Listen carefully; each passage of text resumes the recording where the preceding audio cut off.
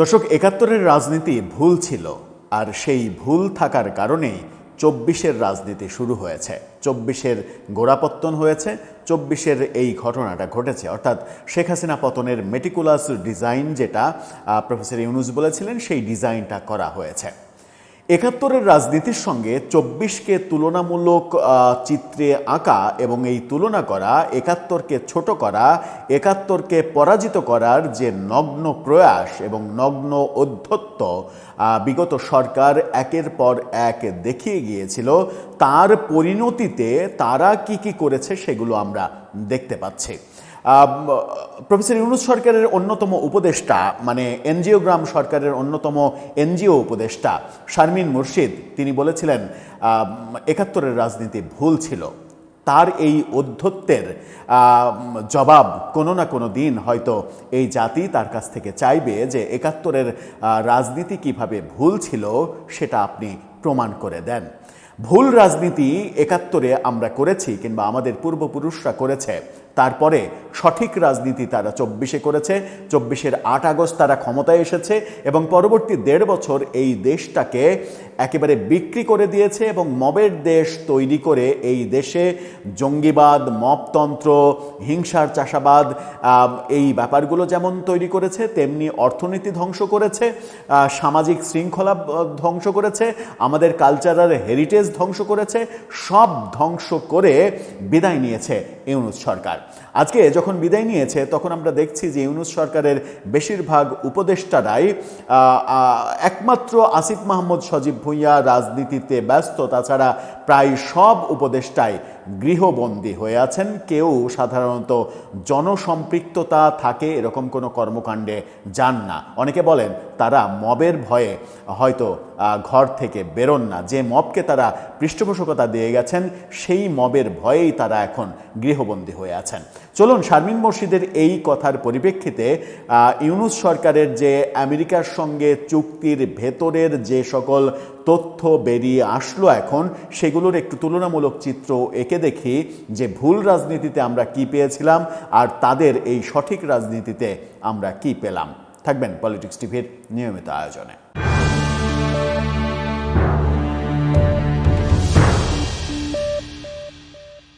দর্শক, বলছিলাম professor ইউনূসের meticulous angiogram সরকারের এনজিও উপদেষ্টা শারমিন মুর্শিদের কথা। এই শারমিন মুর্শিদরা বাংলাদেশকে আফগান শাসনতন্ত্রের আদলে গঠন করার চেষ্টা করেছিলেন এবং আদিলুর রহমানদের সেই চেষ্টার বক্তব্য বিভিন্ন জায়গায় দিতে শোনা গেছে বলে তার ১.৫ বছরে বহুজন আলোচনা করার চেষ্টা করেছেন। শারমিন মুর্শিদ বলছেন, আজকে থেকে প্রায় ১ বছর আগে তিনি বলেছিলেন যে ৭১-এর রাজনীতি ভুল ছিল। সেদিনের একটা পত্রিকার খবরটা আপনাদেরকে জানাতে চাই। আলোচনাটা করে আপনাদেরকে বলবো যে ১ বছর আগের প্রসঙ্গ কেন টেনে আনলাম। সেদিন তিনি কি বলেছিলেন? ৭১-এর রাজনীতি ভুল ছিল বলেই ২৪ ঘটেছে। শারমিন মুর্শিদ তিনি বলেছিলেন যে শিশু বিষয়ক মন্ত্রণালয়ের এই উপদেষ্টা এই মন্তব্য করেছিলেন। সমাজ কল্যাণ ও শিশু বিষয়ক উপদেষ্টা তিনি বলেন, ৭১ সালের মুক্তিযুদ্ধের মাধ্যমে একটা স্বাধীন দেশ হলো, কিন্তু এরপর মুক্তিযোদ্ধাদের আমরা কাজে লাগাতে পারলাম না, তাদের সুস্থ করতে পারিনি। মুক্তিযোদ্ধাদের খালি হাতে খালি পায়ে গ্রামে ফিরে আসতে হয়েছিল। দেশটাও গত ৫০ বছরে গড়েই উঠল না।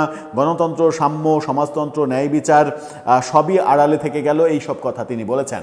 তো মুক্তিযোদ্ধারা খালি পায়ে খালি গায়ে ফিরে আসবে না, তো মুক্তিযোদ্ধারা ২৪-এর আন্দোলনের এই সৈনিকদের মতো গিয়ে সরকারের প্রধান হবে, উপদেষ্টা হবে, উপদেষ্টা হয়ে রাষ্ট্রের টাকা মানে মেরে কুটে খাবে, তারা দেশে মবতন্ত্র কায়েম করবে, তারা বিভিন্ন জায়গায় চাঁদাবাজি করবে, চাঁদাবাজির সিন্ডিকেট করবে, তারা মানে ওই ভোরবেলা ওয়েস্টিনে হাঁসের মাংস খেতে যাবে, তারা এই কাজগুলো করবে, মুক্তিযোদ্ধারা এই কাজগুলো করবে বলে শারমিন মুর্শিদের মনে হয়? এই মানুষগুলোকে বাংলাদেশ এতদিন ধরে পেলে পুষে বড় করেছে এবং তরতাজা করেছে, শারীরিকভাবে তরতাজা করে দেশের বিরুদ্ধে কিভাবে তৈরি করেছে বাংলাদেশ, সেটা আজকে পরিষ্কারভাবে বোঝা যাচ্ছে। তিনি বলেন, আমাদের রাজনীতি নিশ্চয়ই ত্রুটিপূর্ণ ছিল, সেই রাজনীতি ভুল ছিল বলেই ২৪ ঘটেছে। ৭১-এর রাজনীতি ভুল ছিল।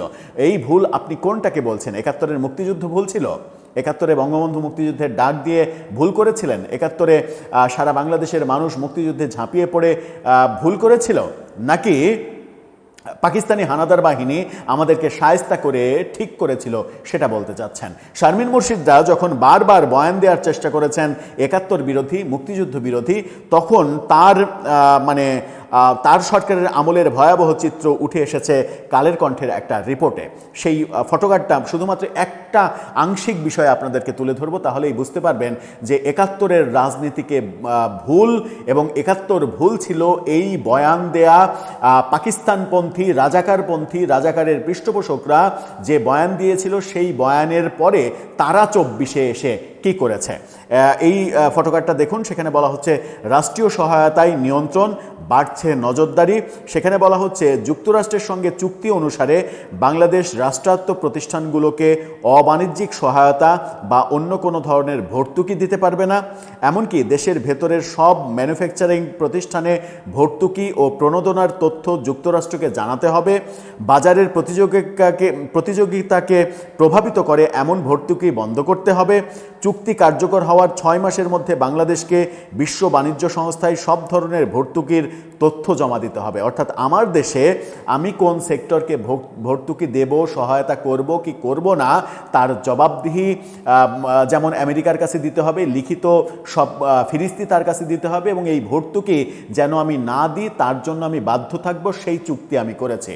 তার মানে অনেকদিন থেকে আমেরিকা, IMF সহ বহু জায়গা থেকে যে চাপ দেয়া হচ্ছিল যে বিদ্যুতে ভর্তুকি তুলে নাও, ভর্তুকি দেয়া যাবে না, মানে সাধারণ জনগণ যেন কষ্ট পায়, সাধারণ জনগণ যেন কষ্টে মরে, সেই ব্যবস্থা তারা করতে বলে। তারা বলে যে এই তেলে ভর্তুকি তোমরা দিচ্ছ, এই ভর্তুকি তোমরা তুলে নাও, কৃষিতে ভর্তুকি দিচ্ছ, কৃষিতে ভর্তুকি তুলে নাও, মানে বাংলাদেশের মানুষকে বিপদে ফেলা, এবং বাংলাদেশের মানুষ যেন কি বলবো যে মানে বিরান ভূমিতে বসবাস করতে শুরু করে, শ্মশান হয়ে যায় বাংলাদেশের, মানে এক ধরনের মরুভূমি তৈরি হয় বাংলাদেশে, যেন এক ধরনের কি বলে যে